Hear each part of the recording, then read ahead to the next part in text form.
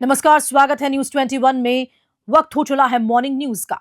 खंडेला इलाके में दर्दनाक सड़क हादसा हो गया, जहां ओवरलोड डंपर ने बाइक सवार महिला और पुरुष को जोरदार टक्कर मार दी। टक्कर के बाद डंपर के टायरों के नीचे दोनों के शव दब गए। कड़ी मशक्कत के बाद खंडेला पुलिस ने ग्रामीणों की मदद से शवों को बाहर निकाला।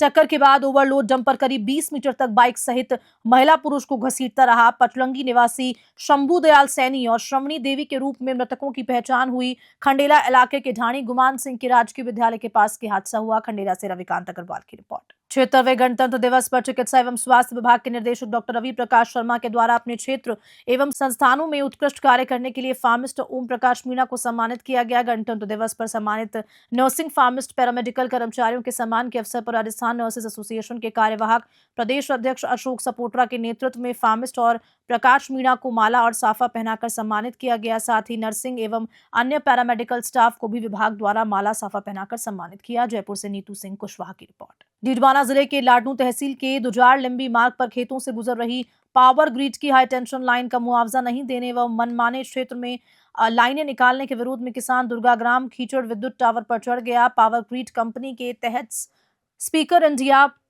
लिमिटेड द्वारा दुजार क्षेत्र के खेतों में मनमाने ढंग से बिजली के पोल लगवाए जा रहे हैं। किसानों ने बार बार धरना प्रदर्शन कर पावर ग्रिड की लाइन का प्लान प्रोफाइल चेंज करने व किसानों को उचित मुआवजा देने की मांग की गई। गुहार भी लगाए, मगर प्रशासन द्वारा कोई सकारात्मक जवाब नहीं मिलने से वह टावर पर चढ़ गया। सूचना मिलने पर प्रशासन के हाथ पांव फूल गए और मौके पर टावर के नीचे जाल लगाया गया। 5 घंटे तक चली समझाइश के बाद आश्वासन पर टीम ने किसान को सकुशल नीचे उतार दिया। टावर पर चढ़ने वाले किसान दुर्गाराम व किसान नेता ने इस मामले पर क्या कहा, देखिए इस रिपोर्ट में। कलेक्टर ने बिल्कुल आश्वासन दिया है। हमने जिला कलेक्टर से एक ही बात कही कि हमारी जो ये इस लाइन की 765 लाइन की गाइडलाइन है, उस गाइडलाइन का आप करवा दो। किसान के जो गाइडलाइन है उसका अनुसरण करवा दो। कलेक्टर साहब ने कहा है कि जो गाइडलाइन है 765 की, उस गाइडलाइन का बिल्कुल हम पूरी तरह से उसकी अनुपालना करवाएंगे। और हमने एक एक बिंदु कलेक्टर साहब के सामने रखा है और हमारी बात को कलेक्टर साहब ने बहुत ही शानदार तरीके से सुना है और एक एक बिंदु पे हमें आश्वस्त किया है कि आपकी सब समस्याओं का समाधान होगा। इसलिए कलेक्टर के सामने लाडनू एसडीएम, तहसीलदार सब मौजूद थे और एसडीएम और तहसीलदार को नियुक्त किया है कि इस गाइडलाइन का पूरी अनुपालना आप कराएंगे। उससे हम संतुष्ट होकर आए हैं। कलेक्टर साहब ने हमें बिल्कुल संतुष्ट किया। लगभग 7 महीने से घूम रहा था इनके प्रार्थना पत्र देने के लिए कि हमारा माइनिंग एरिया आता है, तो इन्होंने सुनाई नहीं कि वो एक लीज की खातिर 5 ये खनन लीजें हैं उनको डिस्टर्ब कर रहे हैं। लाइन को इस तरह से घुमाया है, पूर्व पश्चिम जेड आकार बना दिया वहाँ, और उसमें खर्चा भी ज़्यादा हुआ है पावर ग्रिड का। तो ये कुछ बने हैं, कुछ को ज़बरदस्ती से भर रहे हैं। अभी 2-3 दिन में ये एक वो भरा है, उसने सहमति भी नहीं दी है। खेत के जो काश्तकार है, मतलब पुलिस बल पे ही भर रहे हैं। आप 6 घंटे तक डटे रहे हैं, टावर के ऊपर चढ़े रहे हैं। ऐसी तरह की कंपनी ने क्या नौबत ला दी कि आपको मेरी सुनवाई कहीं नहीं हुई। ये कह कर कि आपका कोर्ट में मामला है तो आप वहाँ जाओ, तो फिर कोर्ट ने ये आदेश नहीं कर रखा है कि आप काम करो, तब तक ये भी रुक जाते। पावर ग्रिड से यही मेरा कहना है, वो प्रशासन से। गंगधार में एक महिला ने अपनी जमीन पर हुए अवैध कब्जे को हटाने की मांग को लेकर उपखंड अधिकारी को ज्ञापन दिया, जिसमें महिला सोहनबाई पत्नी शिवलाल जाति कंजर निवासी रावतपुरा ने बताया कि उसकी गांव रावतपुरा में भूमि है जो कि उसकी ही नाम पर है। साथ ही पास वाली खसरा संख्या 27 की भूमि अलॉटमेंट के पास हुई थी, जिसकी पेनल्टी में वे भर्ती है, जिस पर गांव के सौदान पिता विजय सिंह, महिपाल पिता विजय सिंह, पप्पू पिता रामपाल, गोविंद पिता रामलाल, कमलेश पिता विजय सिंह जाति कंजर द्वारा जबरन भूमि पर कब्जा किया हुआ है। महिला द्वारा घटना की रिपोर्ट थाना गंगधार में दी गई थी। साथ ही तहसील व हल्का पटवारी को भी मामले की शिकायत दी गई, लेकिन अभी तक मामले में कोई कानूनी कार्रवाई नहीं हुई। गंगधार से गोवर्धन सिंह की रिपोर्ट। डीडवाना जिला मुख्यालय पर जिला कलेक्टर के निर्देशन में लगातार कृषि भूमियों पर बनाई गई अवैध कॉलोनियों पर कार्रवाई हो रही है। इस कार्रवाई के तहत जो कॉलोनियां अवैध बनी हैं एवं अवैध तरीके से प्लॉटिंग की गई है, उन कॉलोनियों के पत्थर प्रशासन के द्वारा उखाड़े जा रहे हैं एवं प्रशासन का पीला पंजा लगातार चल रहा है। कृषि भूमि का कृषि प्रयोजन बिना लेआउट प्लान स्वीकृत कराए बनाई अवैध कॉलोनियों पर यह पीला पंजा चला। जिला कलेक्टर के निर्देशन में तहसीलदार, नगर परिषद, साजिश टीम के द्वारा ये कार्रवाई हुई। तहसीलदार सुमेर सिंह ने मामले पर क्या कहा, देखिए डीडवाना से मोहम्मद साकिर की रिपोर्ट में। हमने इससे पूर्व भी 13-14 कॉलोनी के कार्रवाई डीडवाना क्षेत्र में कर दी है। अभी आसपास का जो पेरापुर एरिया है, मंडा बासनी, डीडवाना, लाडनू रोड पे जो कृषि भूमि पर अवैध रूप से कॉलोनियाँ बनी है, कुछ नगर पालिकाएँ बिना लेआउट प्लान मौके पे काट रखी है। तो हम नगर पालिका के सहयोग से मौके पे जाके इस पे कार्रवाई कर रहे हैं। सर कब तक ये कार्रवाई चलेगी? अब तक जैसे जैसे हमें अवैध कॉलोनी का पता लग रहा है, सर्वे करवा रहे हैं और लगेगी तो उन पे सब पे कार्रवाई होती रहेगी निरंतर रूप से। जहाजपुर प्रशासन द्वारा गौशाला से हटाए गए अतिक्रमण के विरोध में गौशाला समिति ने बुधवार को जहाजपुर हाफ डे बंद का आह्वान किया। गोपाल गौशाला समिति कोषाध्यक्ष राम सोनी ने बताया कि कल बुधवार गौशाला समिति के आह्वान पर समग्र हिंदू समाज द्वारा हाफ डे बंद अपने अपने प्रतिष्ठान बंद कर विरोध जताते हुए उपखंड अधिकारी को ज्ञापन सौंपेंगे। नगर में इस बाबत अनाउंसमेंट करवा दिया गया है। इस बीच पुलिस प्रशासन ने नगर के प्रमुख मार्गों से फ्लैग मार्च निकाला। जहाजपुर से आजाद नेब की रिपोर्ट। श्रीगंगानगर से खबर है, जहां जिले की साइबर सेल ने ऑनलाइन निवेश के नाम पर हुए अरबों रुपए के साइबर फ्रॉड का बड़ा खुलासा किया। पुलिस ने इस मामले में मुख्य आरोपी अजय आर्य को अंबिका सिटी से गिरफ्तार किया। आरोपी केपमोर एफएस का संस्थापक बताया जा रहा है, जिसने हजारों लोगों को ठगकर भारी रकम वसूली थी। एसपी गौरव यादव ने इस मामले पर क्या कहा, देखिए इस रिपोर्ट में। हमारे पास एक परिवादी ने ये कंप्लेंट दी कि एक पर्टिकुलर व्यक्ति है जो फॉरेक्स ट्रेडिंग के नाम पर उसके साथ काफ़ी बड़े लेवल पर उसने मतलब इनके साथ ठगी हुई है। इस इंफॉर्मेशन को डेवलप करते हुए हमने जो मोबाइल नंबर था, जो व्यक्ति था, उसको काफ़ी डिटेल में स्टडी किया। स्टडी करने के पश्चात ये पता चला कि उस मोबाइल नंबर से जो प्रतिबिंब पोर्टल है उस पर करीब 5 कंप्लेंट उस मोबाइल नंबर के विरुद्ध दर्ज हो रखी है साइबर फ्रॉड की, अलग अलग जगह से, अलग अलग स्टेट से, मोस्टली कर्नाटका से और डिफरेंट पार्ट ऑफ इंडिया से। और उन 5 कंप्लेंट में से जो पहली कंप्लेंट को एनालिसिस की तो ये पता चला कि 75 वो पहली कंप्लेंट से जो पैसे जाते हैं वो 75 बैंक अकाउंट्स में गए हैं। और उस 75 बैंक अकाउंट में से पहले बैंक अकाउंट को स्टडी किया तो ये पता चला उस बैंक अकाउंट के करस्पॉन्डिंग 76,000 कंप्लेंट्स हैं। तो इस तरीके से एक बहुत बड़ा जो नेटवर्क है वो सामने आया है और इसका अभी फिलहाल एनालिसिस की जा रही है। एनालिसिस से ये जो अभी प्रथम दृष्टया सामने आया है कि जो फर्स्ट लेयर है उससे ही लग रहा है कि 1000 करोड़ का तो पहले बैंक अकाउंट से ही फ्रॉड है और इससे भी कई गुना ज़्यादा फ्रॉड की सामने आने की संभावना है। इसमें मैं ये बता दूं कि जो कंप्लेनेंट है उसके खुद के साथ 4.5 करोड़ का टोटल फ्रॉड हुआ है। कर्नाटका में 200 करोड़ का फ्रॉड हुआ है और अगर पूरे इंडिया में देखा जाए तो जैसे मैंने बताया कि अभी तक के एनालिसिस से केवल एक फर्स्ट लेयर में 1000 करोड़ का फ्रॉड सामने आ रहा है। इस तरीके से 75 जब कंप्लेंट्स उनको सबको स्टडी की जाएगी तो उसमें हो सकता है और भी बहुत ज़्यादा अमाउंट आए।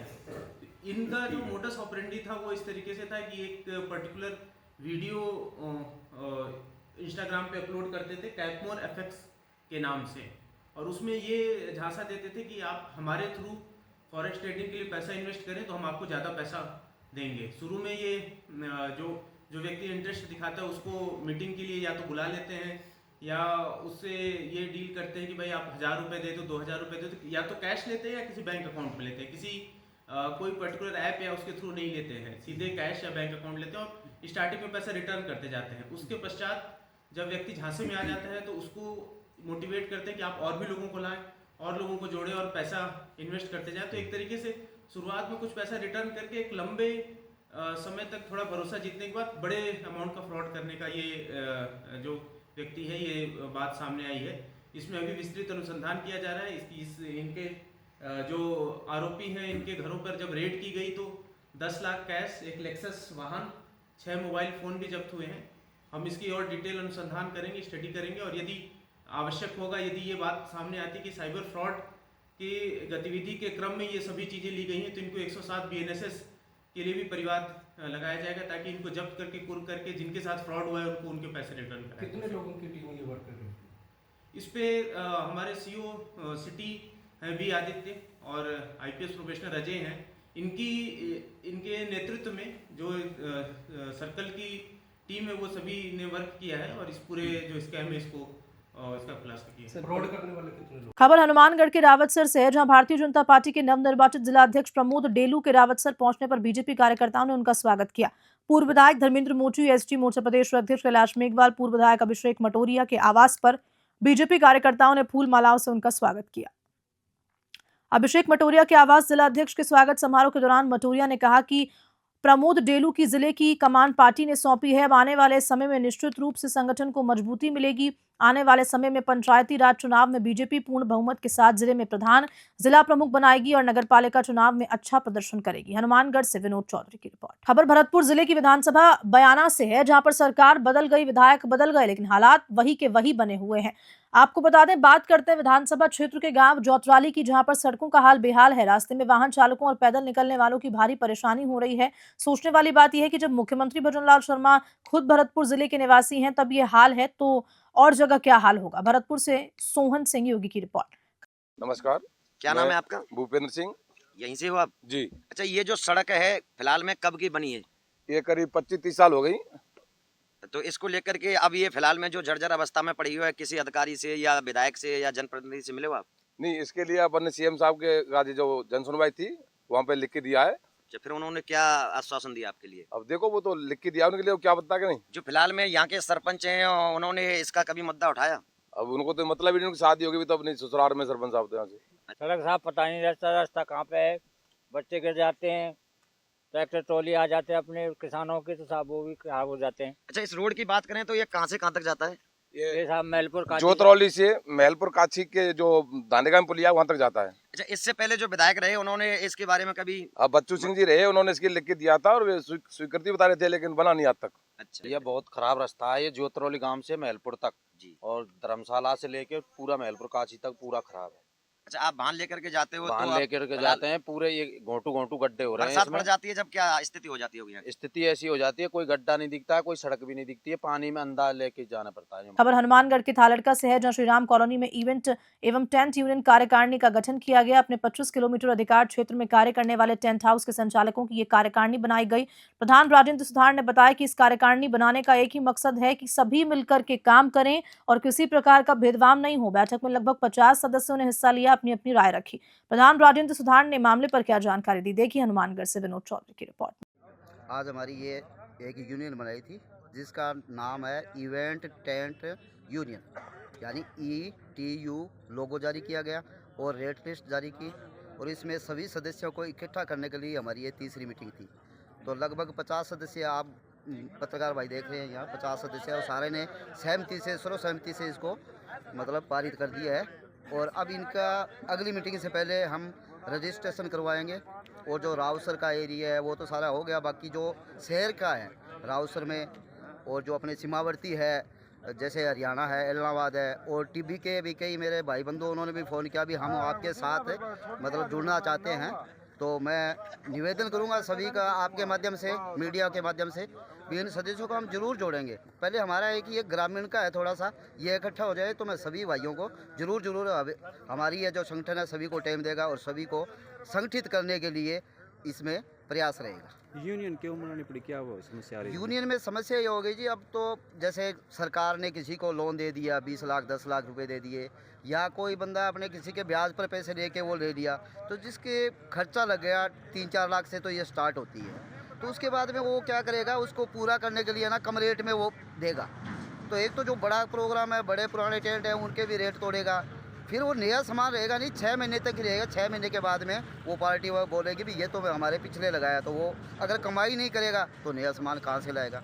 तो इसमें ये जो अपने कोई व्यवसाय करेंगे तो अपने परिवार का भरण पोषण करने के लिए करते हैं, कुछ कमाई के लिए करते हैं, और कंपटीशन होने की वजह से दुखी होकर कंपटीशन से, और ये हमने यूनियन बनाने का निर्णय लिया है।